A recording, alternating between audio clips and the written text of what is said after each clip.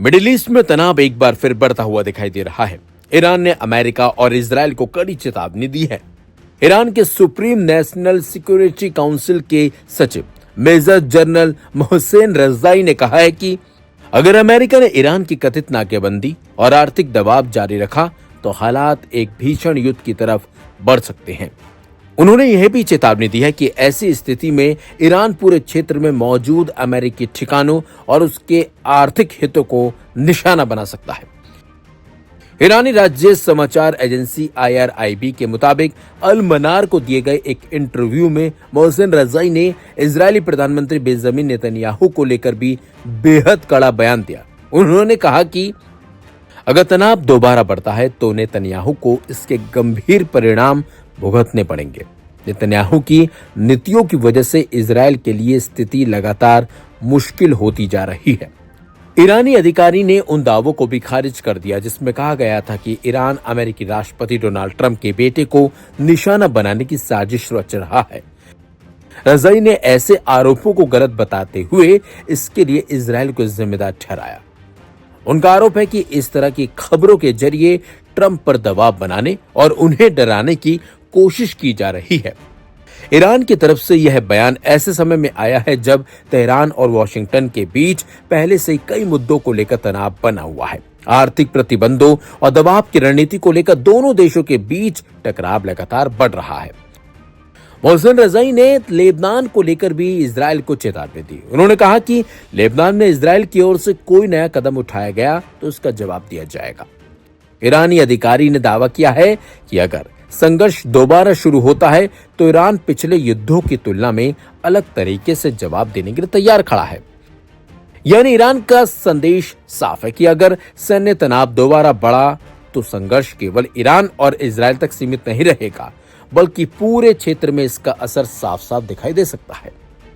America की कथित आर्थिक दबाव और नाकेबंदी को लेकर भी ईरान ने आक्रामक रुख अपनाया है।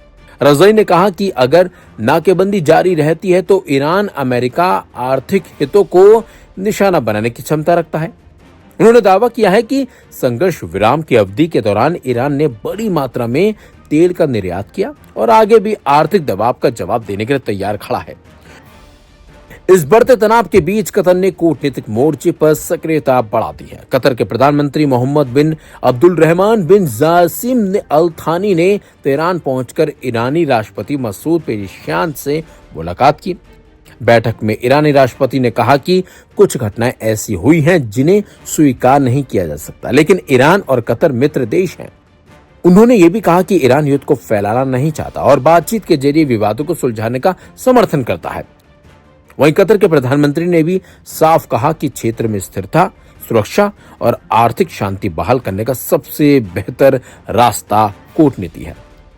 अब सवाल यही है कि ईरान की इन कड़ी चेतावनियों के बाद अमेरिका और इजरायल का अगला कदम क्या होगा? क्या मिडिल ईस्ट फिर किसी बड़े सैन्य टकराव की तरफ बढ़ रहा है या कतर जैसे देशों की कूटनीतिक कोशिशें तनाव को कम करने में कामयाब होंगे? आने वाले दिनों में इन सवालों के जवाब बेहद अहम होंगे।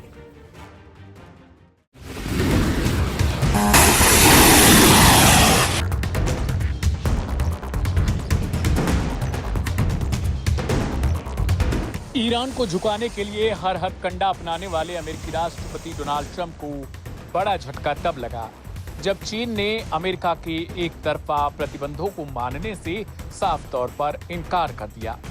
अब चीन के इस कड़े रुख पर ईरान ने ऐसा बयान दिया है जिसे सुनकर वाशिंगटन के सत्ता के गलियारे हैरान रह गए हैं।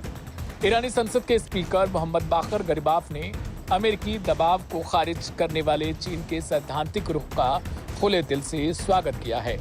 गरिबाफ ने सीधे वाशिंगटन को चुनौती देते हुए कहा कि ईरान और चीन के रिश्तों को आगे बढ़ाने के लिए किसी तीसरे देश या फिर अमेरिका की मंजूरी की रत्ती भर भी हमें जरूरत नहीं है। दरअसल अमेरिकी ट्रेजरी सचिव स्कॉट बेसेंट की ओर से ईरान पर ऑपरेशन इकोनॉमिक आउटकास्ट के तहत द्वितीयक प्रतिबंधों और नौसैनिक नाकेबंदी की धमकी दी गई थी। वाशिंगटन का दावा था कि इस दबाव के कारण कई देश ईरान से व्यापार समेट रहे हैं, लेकिन चीन के विदेश मंत्रालय ने अमेरिका की इस चाल पर पानी फेरते हुए साफ तौर पर कह दिया कि चीन उन पाबंदियों को, उन सैंक्शंस को सिरे से खारिज करता है, जिनका संयुक्त राष्ट्र या फिर अंतर्राष्ट्रीय कानून में कोई अधिकार नहीं है, न कोई आधार है। चीन ने अपने बयान में कहा कि आर्थिक युद्ध से कोई समाधान नहीं निकलता और ईरान के साथ उसका व्यापार अंतर्राष्ट्रीय नियमों के तहत पूरी तरीके से वैध है। चीन के इस मजबूत रुख पर ईरानी स्पीकर मोहम्मद बाकर गलवाफ ने कहा कि ईरान चीन की रणनीतिक साझेदारी, आपसी सम्मान और बहुध्रुवीय दुनिया की साझा सोच पर टिकी है। अमेरिका कितना भी जोर लगा ले, वह इस साझेदारी को रोक नहीं सकता। हालांकि पर्दे के दूसरी तरफ अमेरिका की इस क्रूर नौसैनिक नाकेबंदी का सीधा असर तेहरान की सड़कों पर भी देखने को मिलने लगा है। ईरान के कार्यकारी उपराष्ट्रपति मोहम्मद जाफर गायमफनाह ने खुलासा किया है कि अमेरिकी नाकेबंदी के कारण ईरान में गैसोलीन का आयात पूरी तरह रुक गया है। घरेलू उत्पादन जरूरत के मुकाबले काफी कम है, जिससे स्थिति गंभीर हो चुकी है। के पेट्रोल पंपों पर भी इस वक्त 2 से 3 घंटे लंबी वाहनों की लाइनें लगी हैं। लोग गाड़ियों की टंकी आधी खाली होते ही पेट्रोल भरवाने भाग रहे हैं। स्थिति इस वक्त थोड़ी नाजुक बन चुकी है, क्योंकि सरकार को भारी ईंधन सब्सिडी में कटौती करने पर विचार करना पड़ रहा है। लेकिन इसके बावजूद ईरानी राष्ट्रपति मसूद पेजेश्कियान ने अमेरिका को करारा जवाब देते हुए कहा कि अमेरिका सैन्य रूप से नाकाम होने के बाद अब आर्थिक तबाही के जरिए ईरान को भुट्टो पर लाना चाहता है, लेकिन ईरान किसी भी कीमत पर आत्मसमर्पण नहीं करेगा। सदर ट्रंप और इसराइल द्वारा थोपे गए युद्ध के महीनों बाद भी वाशिंगटन का मैक्सिमम प्रेशर का पैंतरा ईरान की संप्रभुता को तोड़ नहीं पाया है। चीन का यह खुला समर्थन और ईरान का निडर रवैया अब ये साबित करता है कि अमेरिका अब दुनिया की अपनी शर्तों पर नहीं चला सकता है। मिडिल ईस्ट की इस जंग में आर्थिक पाबंदियों की ढाल अब टूट रही है। ईरान युद्ध से अमेरिका और सदर ट्रंप ने अपनी साख की मिट्टी पलीत कर ली है। ईरान को सैकड़ों बार तबाह करने की धमकी देना, फिर अपने बयानों से पलटना, फिर सभ्यता खत्म करने का खौफ दिखाना और अगले ही पल डील की मिन्नतें करना। ट्रंप के इन परस्पर विरोधी बयानों ने न सिर्फ वाशिंगटन की साख पर गहरा धब्बा लगाया, बल्कि वैश्विक स्तर पर अमेरिका के प्रभाव को भी एक बड़ा झटका दिया है। जैसे ही अमेरिका ने होर्मुज स्ट्रेट और ईरान पर नए कड़े प्रतिबंधों का औपचारिक ऐलान किया, ठीक उसी वक्त अमेरिकी खुफिया एजेंसी CIA के चीफ जॉन रैडक्लिफ चुपचाप मॉस्को पहुंच गए।